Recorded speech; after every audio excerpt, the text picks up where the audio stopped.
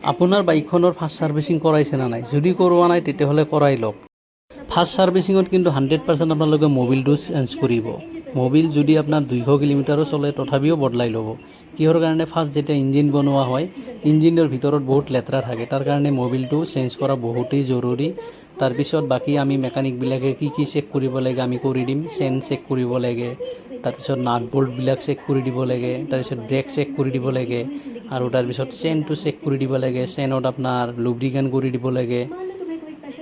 তাৰপিছত আপোনাৰ brake অইলটো check কৰি দিব লাগে।